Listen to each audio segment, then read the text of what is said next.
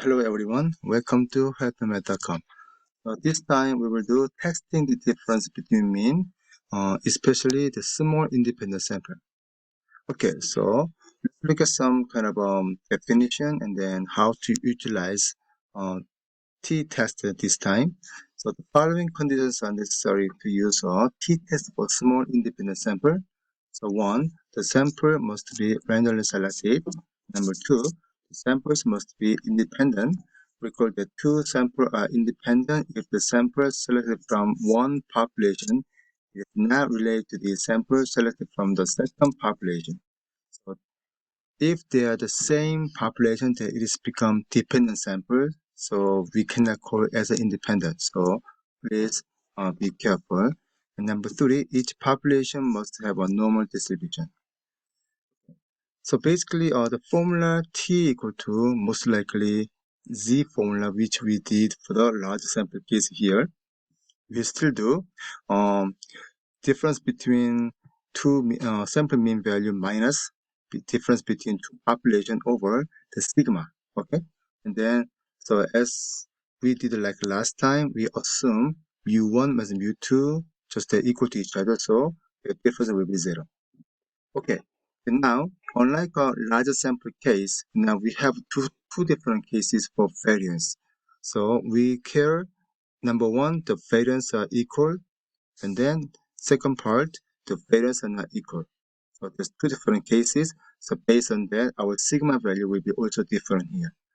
Okay, so if the variance are equal to each other, then we are finding sigma cap first. Sigma cap equal to square root n1 minus 1 times s1 square plus n2 minus 1 times s2 square over n1 plus n2 minus s2, n1 plus n2 minus 2.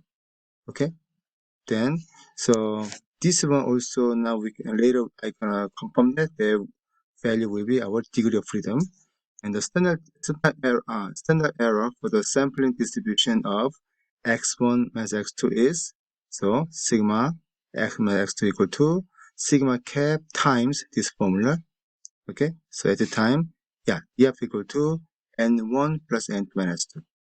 Okay, so that's also very important step to find out our right t value, t critical value. The second part is the variance are not equal to each other. Then the standard error sigma x bar 1 minus x2 equal to this formula. Okay, at the time between these two, we are selecting smaller degree of freedom value here. Okay, so for example, maybe n1 equal to 10 and n2 equal to maybe 9, then we are taking 9 minus 1 as our degree of freedom because this is smaller number of samples basically. Okay.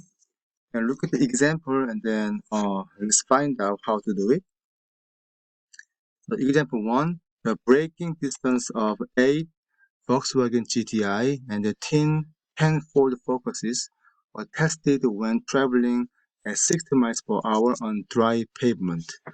So here, now we have 8 of Volkswagen GTI and then 10 of Ford Focuses, right? The results are shown as a table below. So can you conclude there is a difference in the mean braking distance of the two type of cars? Okay. So they are asking us, we are finding difference in the mean braking distance here, right? It didn't show them maybe which is longer or shorter, not like that. It's asking us difference here. So and then that's our claim basically. So claim become HA equal to mu1 not equal to mu2. So that's our claim. So HO that become mu1 equal to mu2 basically. Okay. Now as usual, then we need to find out degree of freedom and then find out t critical value. So it's a two-tail test. So going to two-tail alpha 0.01 and df. So between 8 and 10, 8 is smaller number of samples, so df become a minus 1 equal to 7. Okay, so 7 is our degree of freedom, and then alpha equal to 0.01. So to take alpha equal to 0.01 and degree of freedom 7, so t critical value become 3.499. So t critical value become 3.499. But it is two-tailed test, so then now I can draw the graph. So left side negative 3.499 and right side 3.499, and that become 1 over 2 HA, center become HO, this is another half of HA. Okay, so to find out t-test here, so as you see, t was this formula, so t equal to x bar 1 minus x bar 2 minus mu 1 minus mu 2 over the sigma x bar 1 minus x bar 2. So now we know this value, but we need to find out this first. So as I told you, so this case we need to say whether this is the equal or not equal. So for the questions, it is not equal. So we are using this formula instead. Okay. So sigma x bar 1 minus x bar 2 equal to square root s1 square over n1 plus s2 square over n2. So which is about square root 6.9 square over 8 plus 2.6 square over 10.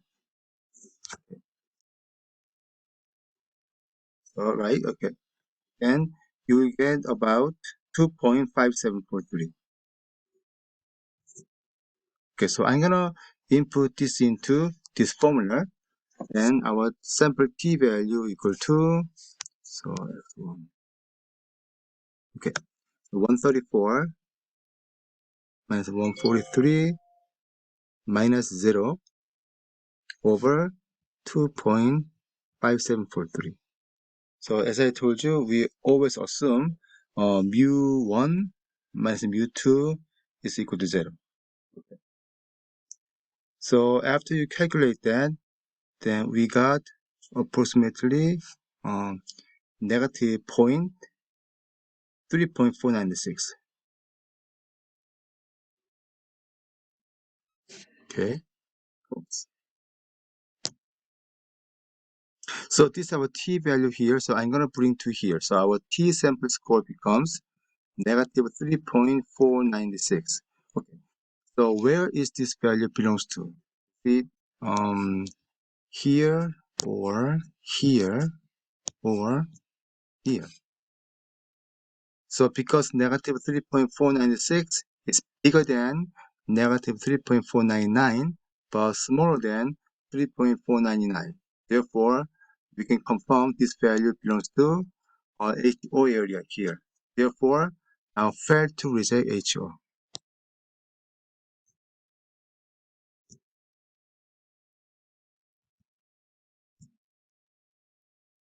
Okay, so the claim was on HA and we failed to reject HO, so there is not enough evidence to support the claim.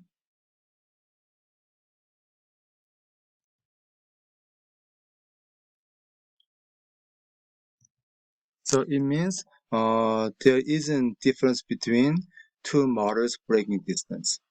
Our conclusion. Okay. So thanks for joining this video. Then I will see you again with a different video. Thank you. Bye.